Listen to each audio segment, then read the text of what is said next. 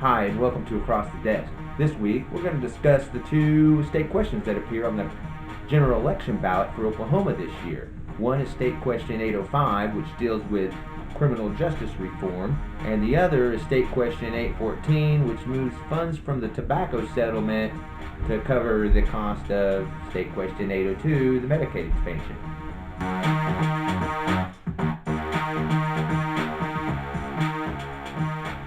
First question I want to talk about is State Question 805. State Question 805 is about sentencing reform in the way that right now in Oklahoma, if you have a prior felony, let's say you have a felony from 10 years ago, you served a 2-year sentence, you're out, you got caught again 8 years later with another felony conviction. Well, this current felony conviction, they can take the prior one and enhance the sentence. In other words, they can say, well, you had one previous felony, so we're going to enhance this sentence. Instead of 2 to 4 years, now it's 4 to 8. And if you had 3, well, then we triple it. So you get the point. And you have 3 strikes and you're out rule, and this causes a lot of incarceration, of course. So this is a way to alleviate incarceration by not enhancing current sentences with previous priors. So, but it doesn't stop there. So one of the things, big contentions with this with some people, and some of you may be going, wait a minute, I can see a problem, is when it comes to violent crime, and when it comes to like rape or incest or human trafficking, stuff like that, well, there's actually a provision here where it says violent crime is not covered in this. So if you have a prior conviction if you commit a violent felony, well, we can enhance your sentence.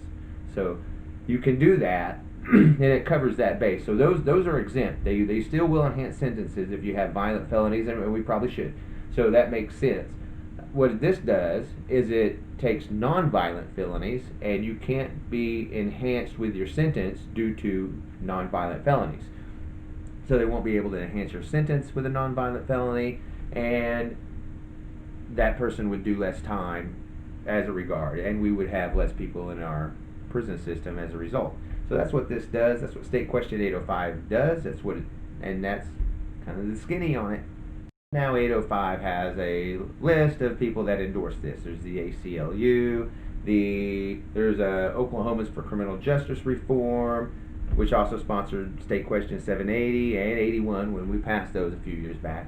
Those that oppose it are, of course, Governor Stitt, who says we shouldn't be jacking with the Constitution. He wants to stand on that principle, kind of like he did with the 802 question. It's the same. It's the same argument there that he's using for this one as well. So it's kind of like, okay, like somebody pulls a string and he says one of 4 or 5 things. So, and that's what came out this time was, well, we shouldn't do it that way. It should be done through the Constitution. Yeah, you said that to us before. We've heard that one. This is not Medicaid expansion. This is something else, sentencing reform. So totally different things, but we get the same answer from Governor Stitt. So that's what we get as far as an opposition to this. Oh, well, of course, there's DAs and the private prison lobby. They're against it too. That's what you got with State Question 805. It's about sentencing reform and not being able to take nonviolent felonies and enhance those sentences. But one thing I want to talk about is the exclusion of violent felonies. So violent felonies are excluded. And what are excluded? Well, you can go to Oklahoma Statute Title 57, Section 571, and you can see what those offenses are. They include assault, battery, murder, manslaughter, kidnapping, human trafficking, burglary, robbery, child abuse, rape, rioting, arson, and terrorism. That's what's included in those as far as crimes that would not be covered under State Question 805. Those are violent crimes. Those could actually be enhanced. Everything else, non-violent crime, we're not going to enhance him, lower the sentencing. And that's basically what you have with State Question 805 this year on the general election ballot. Now the second state question that'll appear on the general election ballot is State Question 814. Now this is one that was instituted by the legislature, authored by a lady named Kim David. She represents a Senate district southeast of Tulsa, and what she wants to do as far as this petition, as far as the state question is concerned, is move money from our endowment trust that we get for the tobacco settlement into another fund to pay for the Medicaid expansion from passing State Question 802. Now, there's a couple of interesting things about this. Now, Kim David, who supports this, says that, well, we need to find a mechanism now that we're in a big old budget crunch. We got to find this 10%, and this is the way to do it. And the weird deal is now a lot of what's in 802 is already paid for through medical equipment taxes and stuff like that. It's already a provision to pay for it. So this is just a way to turn a positive into a negative, maybe make some people suffer for doing this. I don't know what the reasoning is. She says that it's obviously for budgeting issues, and the way they handle money over there, well, I can probably see how she comes to that conclusion and her point of view.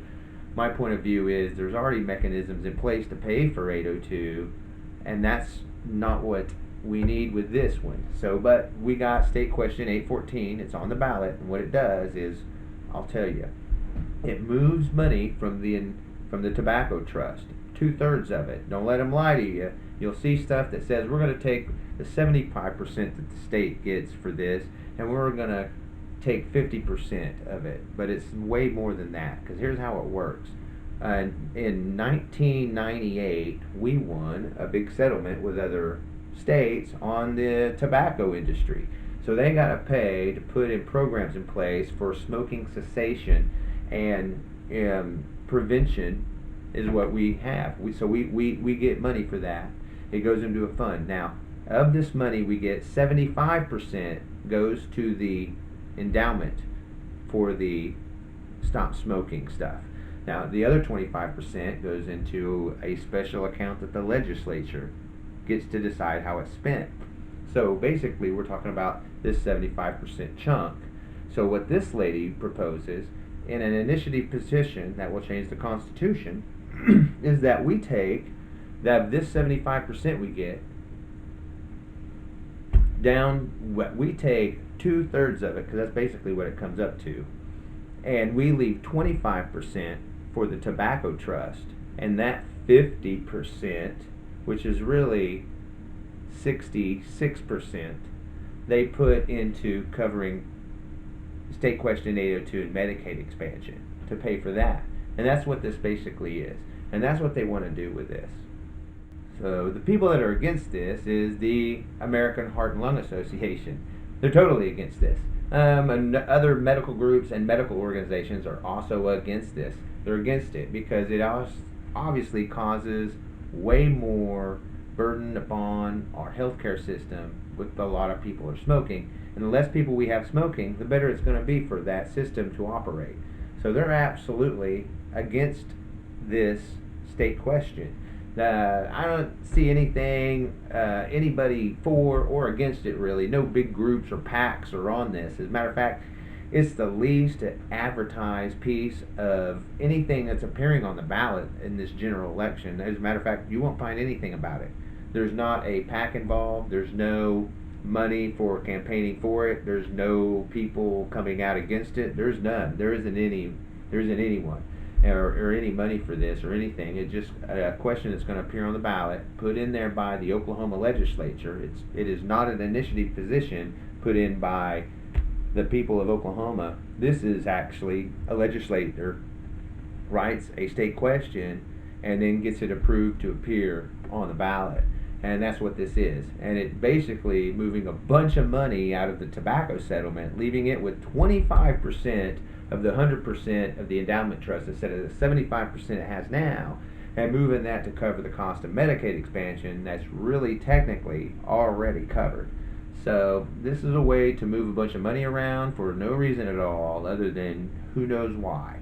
And we can speculate, we can come to our own conclusions, but I really have no information on that as to why they want to do this, other than, well, I think we need to budget this. It's going to cost 10% that we need.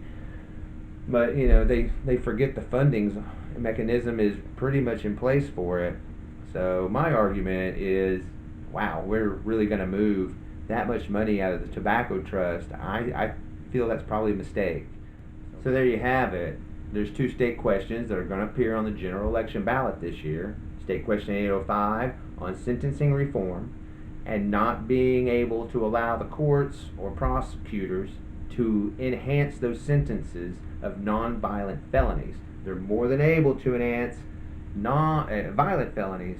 They can enhance those, but what they're not going to do is enhance the non-violent ones, so that we're actually got people in prison longer periods of time, which means more people in prison, and that's kind of what we're trying to get away from, because that's costly. It costs society. It costs it in a lot of ways, and that's what that one is. The next question, 814, is about moving money out of the tobacco trust and putting it in to pay for Medicaid expansion, and leaving only 25% of the monies for the tobacco endowment to go for actually stop smoking and prevention. So that's what you have on the state questions this time around, 2020 general election in Oklahoma.